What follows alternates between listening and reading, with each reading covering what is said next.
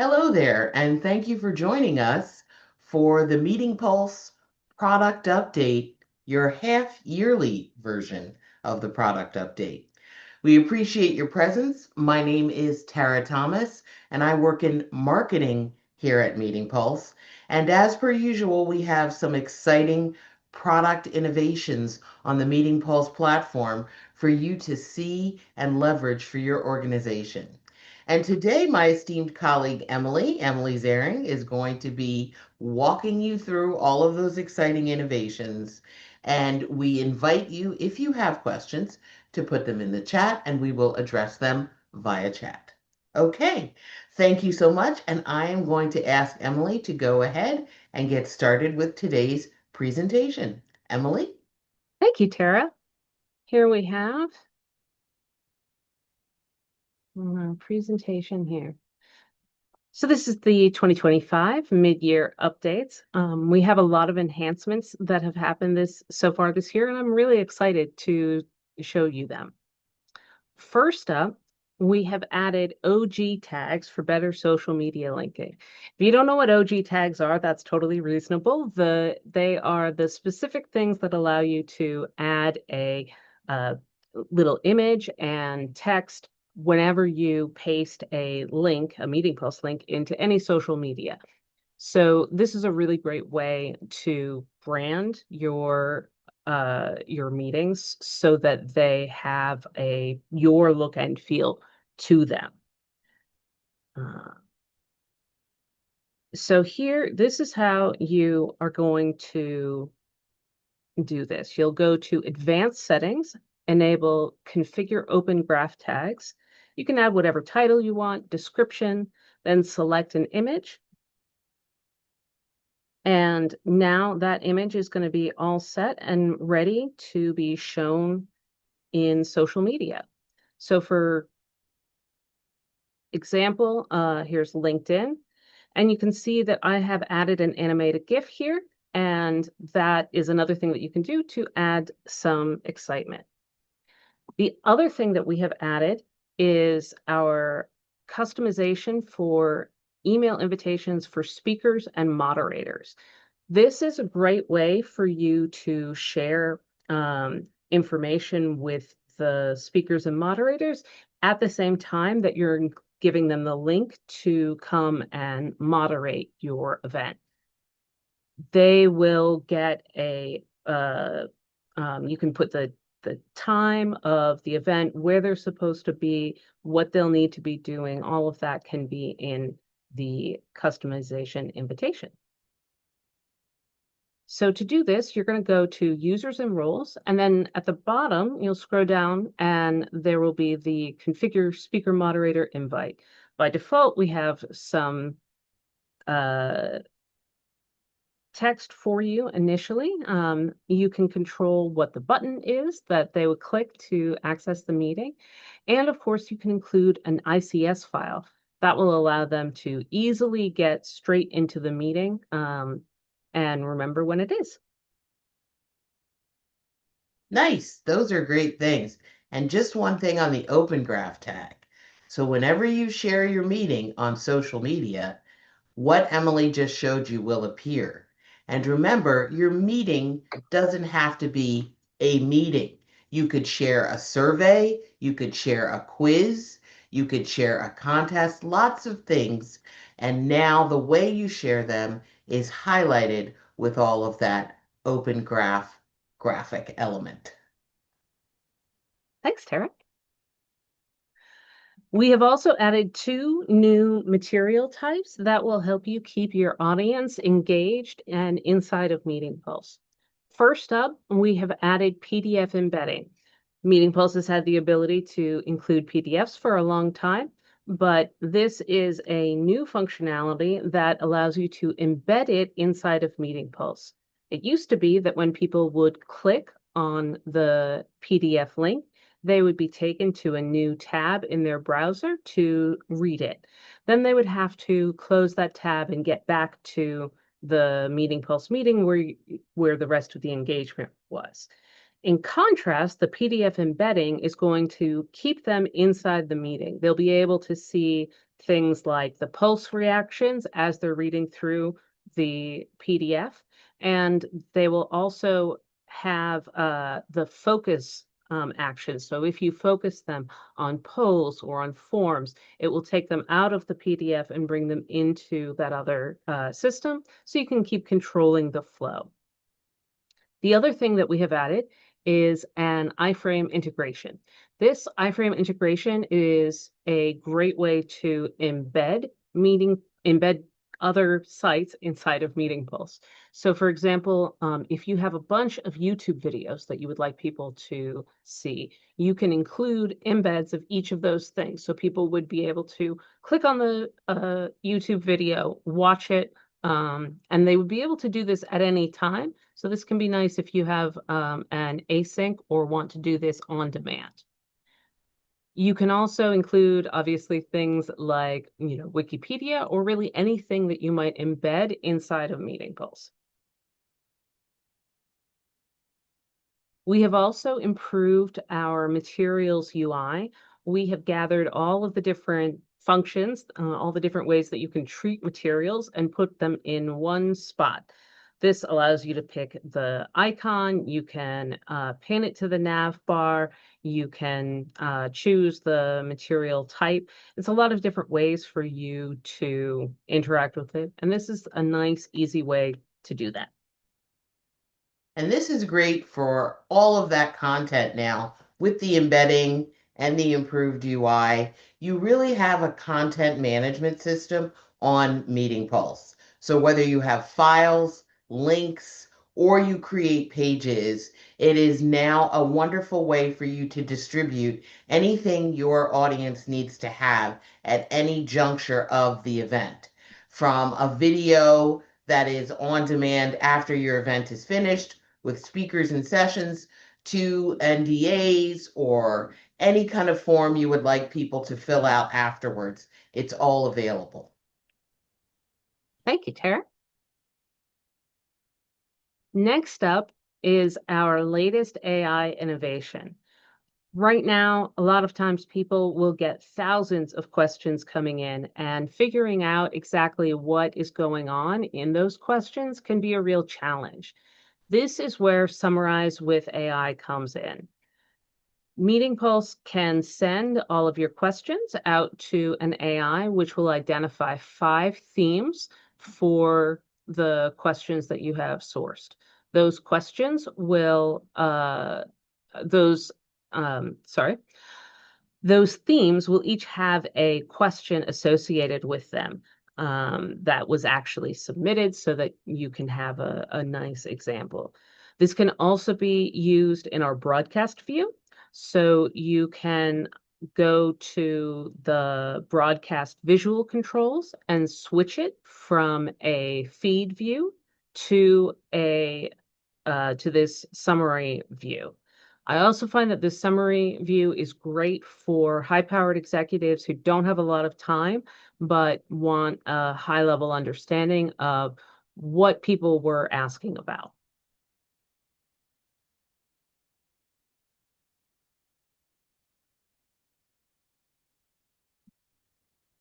Next up is our Q&A toolbars.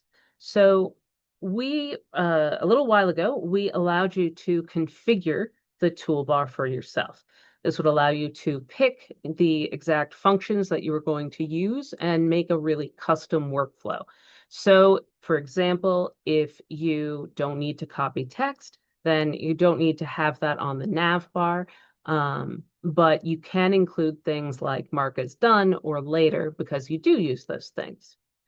So this was great for power users of MeetingPulse, but a lot of times moderators would come in and not know exactly what they were supposed to do. And so what we've done now is allowed you to control the toolbar for everyone else. So the owner of the meeting will go in and select the workflow that they want to have for Q&A. They'll pick the exact buttons that they want to have visible and easy to use. And then they now have the option to apply those settings to all users.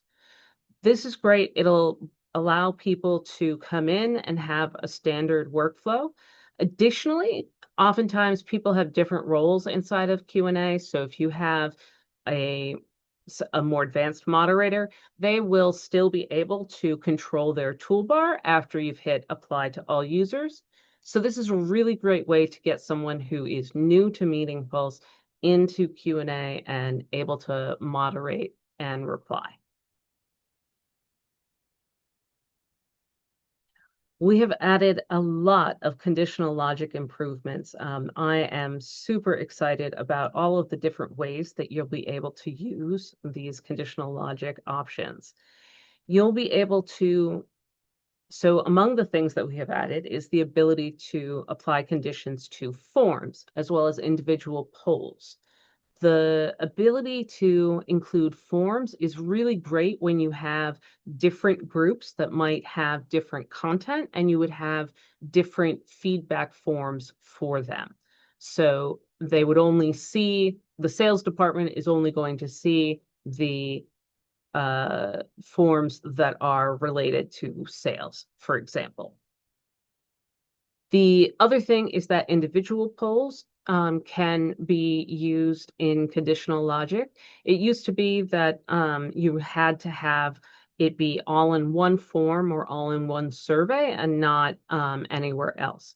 Now, any poll can be dependent on just about any other poll. The poll can be in forms, it could be in registration, and you'll be able to have that conditional logic.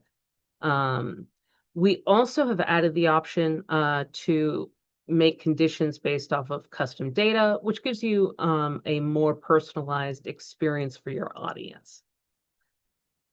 Yeah, this is one of the most exciting advancements on the platform, as Emily said, because of the segmentation capability for your groups. For voting segmentation, guests can still access the meeting, but they can't vote. Or, as she said, sales teams can see certain data or certain quizzes, and other people can't. So it is very exciting to be able to manage the experience for every attendee in a very unique and personal way. Thanks, Tara. Yes, we have dubbed this new functionality group voting. And really that's what it is. It's a way for you to segment your audience into different groups and give them different polls to answer. They can have different votes. They can have you can have some people who can join a meeting but would not be allowed to vote on things. And you can also specify custom data and also poll answers on multiple answers. So for example, if you wanted to have, if you're in a situation where you have a vote for senior leadership or for the which employees should be advanced, you might want to have that limited to the senior and mid-level attendees. Those are the only ones who can vote, not the specific employees that are being voted on.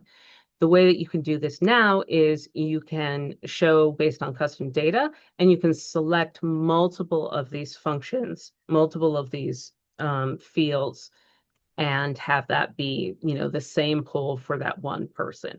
It used to be that you had to have the same poll, but it was repeated multiple times, and the population, the results would be spread out across each of those different polls.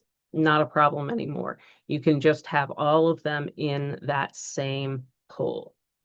Now, some people want much more complicated things. We have one customer who wanted to have a personality quiz for their trade show booth.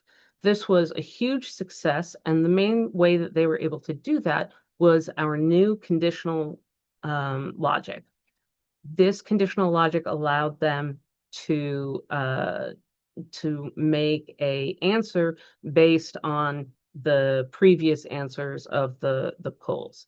And it wasn't just based off of one poll, but based off of multiple polls. This is something that our engineering team can do, and we have this custom logic option available for our customers as an add-on. We also had someone who was prompting people for their email address in a couple of different places, but obviously didn't want to ask people multiple times for their email address if they'd already entered it. This is another thing that was great for a great use of our conditional logic and the custom dev work that our development team can do. We have also added a number of schedule improvements. So you can now have the ability to add the sessions, the bookings, to people's calendars. This is also a great way to encourage people to actually click the book button when they are looking at a tool. So, for example, what will happen is I can look at a booking, and it will um, click on it. And then after I have added it, it will be in my list, and I'll be able to click on either my Google Calendar, Outlook Online, or download an ICS file, which can be used in any major mail system, calendar system. We have also added time zone clarity. So a lot of people are all around the world. They're traveling from different time zones. This is going to allow you to set a specific time zone for your meeting and for your agenda. And attendees will be able to switch automatically between them. And we have also added a way for people to download all of their bookings. So not only can they download them one at a time, they can also download their full bookings calendar and get all of the bookings and put it as an ICS file and put that on their calendar. We have additionally added more features with our Zoom integration. Our MeetingPulse has a lot of different ways that you can link different modules together, and those links now work inside of the Zoom integration. So, for example, you can take speaker portal or a speaker bio, excuse me, and link it directly to their feedback form. And this will allow them to stay in Zoom, they'll stay in MeetingPulse, and move between the different tools as needed. With registration, we have added a new functionality where you can include the name and email in the URL, and it will pre-populate the name and email fields in registration. Now, if you don't have any other questions for registration, they'll go straight into MeetingPulse. But if you have additional questions you want to ask them, you can do that as part of registration, and they don't have to retype their name and email into the system. Lastly, we have also improved our chat. Our chat now takes the focus of your cursor and puts it right back in the text box, so you can have a faster response time and a more chat-like experience. We have a few features that are coming up soon. We've got sequence polls. This is great for a lot of our medical clients who will want to ask their audience, which treatments do they apply in which order for a given condition. Then each of the sequence can be rated, and you'll be able to see among your population of doctors or what have you, which treatment plans are the most popular. Additionally, we're adding a new slides module. This is going to allow you to upload your slide into MeetingPulse and walk through it with your audience. So you can have your slideshow up at the top, at the front of the screen, and for people who maybe have difficulty reading or would like to take notes, they'll be able to see their slide, see on their device the slides that you are showing. With this will also allow people to take notes, which the presenter can then email out to them afterwards. And of course, we care about reporting. So which questions get the most, or which slides get the most questions or the most feedback will be part of this new module. We're also expanding our reporting. We have plans for some really exciting new analytics, and that will be coming later this summer, perhaps fall. Excellent. It's very exciting that we now have this second screen experience with slides. I couldn't be more excited about that and about our participants being able to see content on their own time when they would like to see it. So very exciting there. And I want to say that if any of these features, particularly the custom data, conditional logic, and segmentation, seem like something you would like to delve more deeply into with Emily, we do have what we're calling now a master class. That master class is really for more expert users of the MeetingPulse platform who are not beginners and want to go more deeply into some areas where they can personalize and customize and create workflows that are more specific to the type of sort of more complex meetings that they might be putting together. So with that, I think we are done. Emily, wonderful job presenting all of that for us very clearly. Thank you so much. Thank you. And if we have questions, you can feel free to drop them in the chat. Otherwise, we will say thank you so much and tell you to please have a wonderful day.